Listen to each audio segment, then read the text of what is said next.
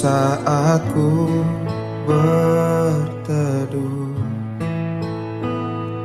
ku untai doaku.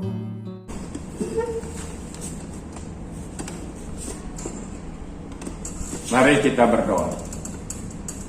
Bapa yang Maha Baik, dalam nama Tuhan Yesus Juru Selamat kami yang hidup, oleh anugerah pertolongan Roh Kudus, kami bersyukur karena diberikan kekuatan, kesehatan untuk kami bisa belajar firman Tuhan.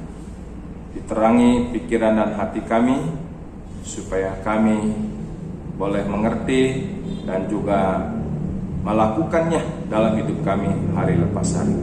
Berkati kami semua yang mendengar, menyimak, memperhatikannya dan juga percaya firman Tuhan. Dalam nama Yesus kami berdoa. Amin. Ya, salam Bapak Ibu yang dikasihi oleh Tuhan Yesus Kristus. Mari bersama-sama kita melanjutkan pelajaran kita pada hari ini. Ya, kita sampai di Matius pasal 5 ayat 17 sampai dengan yang ke-48. Ya, kita akan belajar perlahan-lahan. Namun hari ini kita membaca ayat yang ke-17 sampai dengan ayat yang ke-20. Ya, saya bacakan demikian Injil Matius 5 ayat 17 sampai 20. Yesus dan hukum Taurat. Janganlah kamu menyangka bahwa aku datang untuk meniadakan hukum Taurat atau kitab para nabi. Aku datang bukan untuk meniadakannya, melainkan untuk menggenapinya. Karena aku berkata kepadamu, sesungguhnya selama belum lenyap langit dan bumi ini, satu iota atau satu titik pun tidak akan ditiadakan dari hukum Taurat sebelum semuanya terjadi. Karena itu siapa yang meniadakan salah satu perintah hukum Taurat sekalipun yang paling kecil dan mengajarkannya demikian kepada orang lain, ia akan menduduki tempat yang paling rendah di dalam kerajaan surga. Tetapi siapa yang melakukan dan mengajarkan segala perintah-perintah hukum Taurat, ia akan menduduki tempat yang tinggi dalam kerajaan surga. Maka aku berkata kepadamu, jika hidup keagamaanmu tidak lebih benar daripada hidup keagamaan ahli-ahli Taurat dan orang-orang Farisi, sesungguhnya kamu tidak akan masuk ke dalam kerajaan surga. Ya, tema kita hari ini adalah Yesus penggenap hukum Taurat. Yesus penggenap hukum Taurat. Karena dikatakan begitu sangat jelas, janganlah kamu menyangka bahwa aku datang untuk meniadakan hukum Taurat atau kitab para nabi. Aku datang bukan untuk meniadakannya, melainkan untuk menggenapinya. Ya, menurut pandangan dari masyarakat orang Yahudi, ya, dari ahli-ahli Taurat, para imam, tua-tua Yahudi, dan orang-orang Farisi, yang dihisapkan atau yang dimasukkan dengan hukum itu adalah yang pertama, yaitu adalah the Ten Commandments, 10 hukum Tuhan yang ditulis dalam kitab Keluaran pasal 20 ayat 1 sampai 17. Ya. Jangan ada padamu ilah lain di hadapanku. Jangan membuat patung ukiran yang menyerupai apapun di atas bumi, di bawah bumi. Jangan menyebut nama Tuhan sembarangan. Ingat dan kuduskanlah hari Sabat. Hormatilah ayah dan ibumu. Jangan membunuh. Jangan berzinah. Jangan mencuri. Jangan berdusta. Dan jangan mengingini milik orang lain. yaitu kurang lebih inti dari 10 hukum Tuhan yang diterima oleh Musa langsung dari Tuhan di atas Gunung Sinai, ya, dan diberikan kepada umat Israel pada waktu itu. Yang kedua adalah Pentateuch, yaitu 5 gulungan kitab Musa: Kejadian, Keluaran, Imamat, Bilangan, dan Ulangan. Ini disebut dengan kitab Pentateuch atau 5 gulungan kitab Musa yang semuanya ditulis oleh Nabi Musa. Terus yang ketiga yang dimaksud, ya, kalau berbicara mengenai hukum itu adalah secara komprehensif keseluruhan dari kitab-kitab suci yang ditulis dalam Perjanjian Lama, baik yang bersifat histori, sejarah, yang bersifat sastra, yang ditulis oleh para nabi, baik nabi-nabi besar dan juga nabi-nabi kecil. Ya, jadi keseluruhan kitab suci Perjanjian Lama kalau seandainya berbicara tentang masalah hukum Tuhan. Nah, yang keempat yaitu adalah hukum lisan atau hukum verbal yang disampaikan oleh nenek moyang, orang tua, yang terjadi di masyarakat secara tradisi, sosial, budaya. Nah, ini hukum yang dimaksud dengan hukum yang keempat ini kalau berbicara tentang masalah hukum. Ya. Dan ini banyak sekali. Makanya apa bedanya antara ahli-ahli Taurat dengan orang Farisi? Ahli-ahli Taurat ini adalah, ya, dia sebagai badan legislasi untuk mempelajari, ya, hukum Taurat ini secara detail, secara terperinci, dan terus menjabarkannya.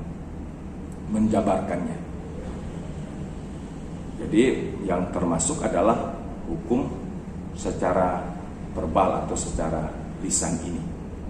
Ya, ambil contoh, ya, dalam The Ten Commandments ini, misalnya hukum yang keempat lah, ingat dan kuduskanlah hari Sabat.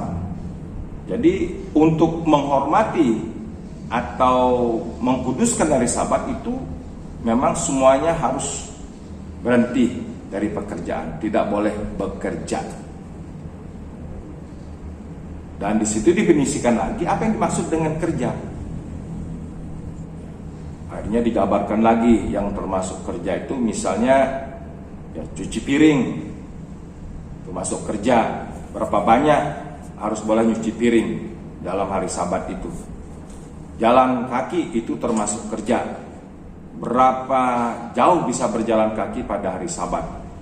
Ya, itu ditetapkan kurang lebih 2 kilo. Ngangkat beban termasuk kerja. Berapa berat yang bisa diangkat dalam hari itu? Itu maksimal adalah 2 kilo. Nah, akhirnya terus, ya, ahli Taurat ini mengeksplorasi ini seluruh peraturan hukum, ya, hukum Taurat ini, terus digambarkan sampai yang sekecil-kecilnya, jadi jelimet gitu. Ya, jadi itu berbicara mengenai baru Sabat aja. Sehingga akhirnya yang keempat inilah yang menjadi problematik, yaitu adalah hukum lisan. Nah, hukum-hukum lisan yang terjabar berkembang di masyarakat secara tradisi, sosial, budaya, ini akhirnya, ya, dituliskan.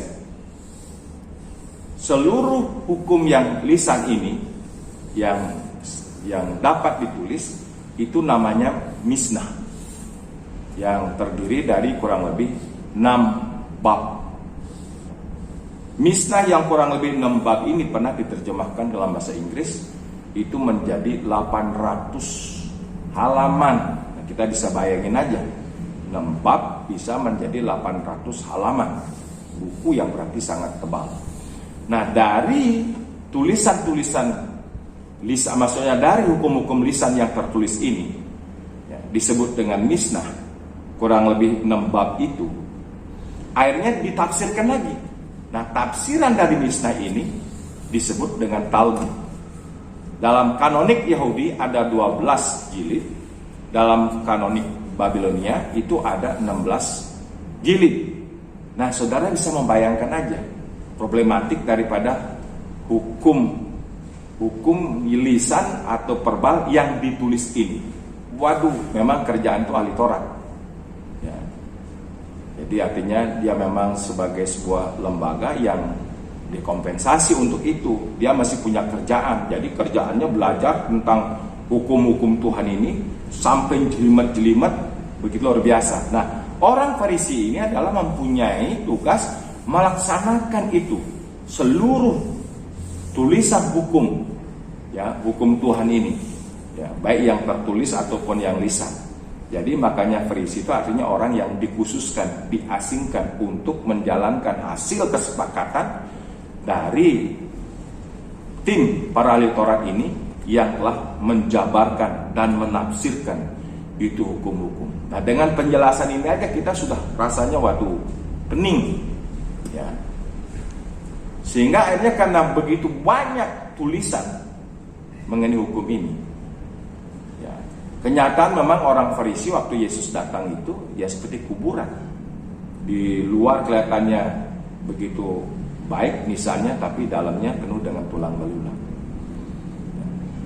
Sebagai kenyataan orang-orang Farisi ini yang dikhususkan untuk melaksanakan hukum Taurat ini, mempraktekkannya untuk menjadi garda depan, dipraktekkan oleh umat Yahudi, itu mereka sendiri nggak mampu. Karena mereka nggak mampu lah, maka mereka menjadi munafik. Jadi sebenarnya semangat ini ada sampai hari ini. Kalau orang menekankan hidup keagamaannya itu aturan di atas aturan, pasti agama itu akan melahirkan orang-orang yang munafik. Sesungguhnya mereka itu nggak sanggup. Jangankan dari 6 bab jadi 800 halaman, diterjemahkan lagi menjadi Talmud, ya 12 jilid, 16 jilid, ya, Talmud itu juga cukup tebal sekali. Itu semua muatannya adalah hukum-hukum tertulis yang berlatar belakang pertama dari tradisi, ya, dan juga sosial budaya di masyarakat. Waduh, jadi beban. Bukan orang bahagia, damai sejahtera, merdeka, tapi akhirnya menjadi sebuah beban yang berat. Nah, jadi yang keempat inilah yang menjadi sebuah persoalan yang begitu sangat pelik dalam sebuah perjalanan untuk melaksanakan yang disebut dengan hukum Taurat itu. Ini yang dikritisi oleh Tuhan Yesus, yaitu adalah hukum-hukum tambahan yang ditulis oleh ahli Taurat, oleh manusia yang membuat aturan-aturan. Nah, aturan yang ditulis oleh manusia inilah yang sangat dikritisi oleh Tuhan Yesus. Ya. Seperti misalnya pada waktu murid-murid Tuhan Yesus memetik gandum pada hari Sabat, kan dikritik oleh ahli Taurat, orang-orang Farisi, segala macam begitu rupa. Makanya Yesus menyatakan dirinya sebagai Tuhan atas hari Sabat. Sebenarnya Yesus inilah Tuhan terhadap semua hukum Taurat, ya, karena dialah sesungguhnya Allah yang menurunkan hukum Taurat itu kepada umat Israel. Cuma oleh ahli-ahli Taurat banyak ditambah-tambah, bahkan banyak tambahannya daripada esensinya, sehingga akhirnya sangat ngeri, ya, kalau keagamaan seperti itu. Karena Yesus itu datang, yang digenapi itu adalah hal yang esensial dalam tuntutan hukum Taurat. Tuhan Yesus sebenarnya sangat menghormati hukum Taurat, karena dia mengatakan di sini, karena aku berkata kepadamu, sesungguhnya selama belum lenyap langit dan bumi ini, satu iota atau satu titik pun tidak akan ditiadakan dari hukum Taurat sebelum semuanya terjadi. Jadi dalam huruf Ibrani, Yud itu dia hanya merupakan sebuah, ya, contengan kecil tuh di atas kayak titik begitu, kecil banget. Yesus memperhatikan ini, menunjukkan betapa Tuhan Yesus memberikan satu penghormatan, penghargaan yang luar biasa terhadap hukum hukum Taurat. Tetapi kenapa kok Tuhan Yesus yang begitu sangat luar biasa, dia adalah Tuhan di atas hukum Taurat itu, malah dituduh oleh tua-tua Yahudi, para imam, ahli Taurat, orang Farisi sebagai pelanggar hukum Taurat. Ya, bahkan dia disalibkan. Salah satu tuduhan adalah melanggar hukum Taurat, adat istiadat nenek moyang. Kenapa? Yaitu problematiknya tadi itu yang keempat, hukum lisan yang dituliskan, dijabarkan, ditafsirkan terus panjang-panjang. Nah, jadi ini yang dikritisi oleh Tuhan Yesus Kristus. Yang sebenarnya adalah semangat hukum Taurat itu adalah kasih. Nah, coba kita lihat dalam pasal 12 ya di sini supaya kita tahu Yesus datang ke dunia ya menekankan esensi dari hukum Tuhan atau hukum Taurat itu adalah belas kasihan atau kasih. Nah, jadi pada waktu orang-orang Farisi ahli Taurat mengkritisi murid-murid Tuhan Yesus yang memetik gandum pada hari Sabat itu, ya, Yesus mengatakan pada ayat yang ke-7 sesudah dia menyampaikan perkataan-perkataannya, jika memang kamu mengerti maksud firman ini, yang kukehendaki ialah belas kasihan dan bukan persembahan, tentu kamu tidak menghukum orang yang tidak bersalah. Jadi dari segi pengeterapan aplikasi hukum Taurat, hukum Tuhan itu apa? Kasih ya, belas kasihan. Aturan-aturan itu memang penting, tapi sebenarnya aturan-aturan itu napasnya adalah kasih Allah. Karena itulah Tuhan Yesus menyimpulkan begitu sangat jelas yang tiap minggu kita dengar lewat mimbar Tuhan. Dalam Matius 22 ayat 37 sampai 40 itu. Kasihlah Tuhan Allahmu dengan segenap hatimu, segenap jiwamu, segenap akal budimu, segenap kekuatanmu. Itulah hukum yang pertama dan yang utama.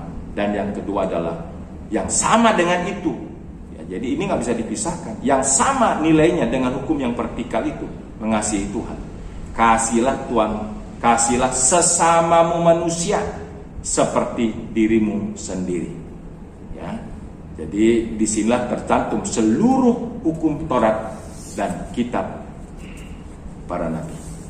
Ya. Jadi Tuhan Yesus menyimpulkan sebenarnya esensi napas jiwa dari hukum Taurat itu adalah kasih. Jadi aturan-aturan itu berada didasari atas kasih. Tetapi ahli Taurat, orang-orang Farisi, imam-imam, tua-tua Yahudi sudah merubah maksud dan tujuan yang esensi. Jadi aturan itu diterapkan sehingga akhirnya umat Tuhan menjadi bungkuk urusannya. Jangankan melakukan, menghafal juga belum tentu. Ya kayak kita juga sekarang nggak usah lah yang tadi dijelaskan ada 6 bab, ya 800 halaman, 12 jilid, 16 jilid, ya 10 hukum Tuhan aja kita pada babak belur, banyak yang juga nggak hafal kok. Ya. Tuh, itu contohnya. Nah, kita kembali di sini kalau Yesus sebagai penggenap hukum Taurat, apa yang digenapi? Nah, inilah supaya kita tuh merdeka di dalam Yesus untuk melihat hukum Taurat ini. Hukum Taurat ini tidak jelek. Itu esensinya sangat mulia, sangat suci. Karena Yesus juga menjunjung tinggi hukum Taurat. Nah, Yesus datang untuk menggenapi tuntutan hukum Taurat. Apa sebenarnya tuntutan atau standar hukum Taurat yang diberikan Tuhan kepada umatnya, kepada kita? Sempurna. Artinya tidak boleh bercacat. Itu tuntutan Tuhan. Orang akan diselamatkan kalau dia melakukan seluruh hukum Taurat dengan sempurna. Nah, kalau sampai di sini pertanyaannya sekarang, dari 10 hukum Tuhan aja, siapa yang sempurna? Siapa yang mampu? Tidak ada seorang pun. Saya tidak sanggup. Saudara tidak sanggup. Karena itulah Yesus datang ke dalam dunia ini untuk menggenapi seluruh tuntutan hukum Taurat itu. Makanya Rasul Paulus juga sungguh dia merasa merdeka di dalam kebenaran karena iman, ya. Bukan karena memang dia merasa sanggup untuk melakukan hukum Taurat. Nah, siapa Rasul Paulus? Dia kan salah seorang yang luar biasa, belajar hukum Taurat, ahli Taurat juga. Wah, waktu dia boleh dijamah Tuhan, dia melihat hal ini secara jelas, ya. Sehingga dikatakan dalam Roma pasal 10 ayat yang keempat, nah inilah sebuah kebenaran yang memerdekakan yang sungguh sangat luar biasa. Ya, Paulus berkata demikian, sebab Kristus adalah kegenapan hukum Taurat, sehingga kebenaran diperoleh tiap-tiap orang yang percaya. 5. Sebab Musa menulis tentang kebenaran karena hukum Taurat, orang yang melakukannya akan hidup karenanya. Tetapi kebenaran karena iman berkata demikian. Jangan katakan di dalam hatimu siapa akan naik ke surga, yaitu untuk membawa Yesus turun, atau siapakah akan turun ke jurang maut, yaitu untuk membawa Kristus naik dari antara orang mati. Siapa? Nggak ada. Itu tergerak oleh karena inisiatif kasih. Kembali ke titik sentralnya itu adalah kasih, karena begitu besar kasih Allah, ya. Siapa yang hebat menurunkan Yesus dari surga? Ada. Dia datang karena kasihnya, bukan karena kita yang hebat mengajak Yesus turun. Siapa yang bisa membawa Yesus naik dari alam maut? Kita nggak sanggup. Itu semua karena kasihnya. Nah, itulah Paulus sangat luar biasa menuliskan ini, bahwa Kristus adalah kegenapan hukum Taurat, sehingga orang yang boleh dibenarkan itu adalah orang yang percaya kepada Yesus Kristus. Sehingga di dalam Kristus Yesuslah kita harus berjuang sekuat-kuatnya melakukan hukum Taurat ini, baik yang vertikal maupun yang horizontal, kepada Tuhan dan sesama kita. Itu sekuat-kuatnya di atas dasar Kristus, di dalam Kristus, di atas dasar kasih. Nah, sudah sekuat-kuatnya kita lakukan ini, kita pasti tidak bisa menggenapinya secara sempurna. Nah, siapa yang bisa menggenapinya secara sempurna? Hanya Yesus. Itulah sebabnya Alkitab mengatakan Yesus datang untuk menggenapinya, bukan untuk meniadakannya. Ya, supaya kita boleh dengan jelas mengerti firman Tuhan pada hari ini. Ya, saya bacakan, tambahkan satu ayat lagi di dalam kitab Galatia pasal, ya ini semua adalah kitab-kitab yang ditulis oleh Rasul Paulus, ya. Dikatakan pasal 3 ayat 11, dan bahwa tidak ada orang yang dibenarkan di hadapan Allah karena melakukan hukum Taurat adalah jelas, karena orang yang benar akan hidup oleh iman. Itu penjelasan daripada ayat-ayat sebelumnya. Nggak ada, karena memang ada yang mampu. Siapa? Ya, saudara dan saya. Karena kita tidak berdayalah, Yesus datang karena kasihnya dan menyatakan kasihnya kepada manusia berdosa. Ya, untuk apa? Ya, karena dia tahu kita tidak mampu. Dialah yang sempurna melakukan tuntutan Taurat ini, dan akhirnya kita percaya, kita dipandang sempurna di dalam Yesus Kristus. Yesus datang sebagai penggenap, bukan untuk mengenapkan. Mari kita berdoa. Bapa di surga, terima kasih untuk pengajaran pada hari ini, supaya kami boleh bersyukur kepada Tuhan, sehingga hidup kami ini tidak dibenturkan oleh karena aturan-aturan hukum, tetapi kami boleh datang di dalam landasan kasih Yesus Kristus. Dalam nama Yesus kami bersyukur dan berdoa. Haleluya. Amin.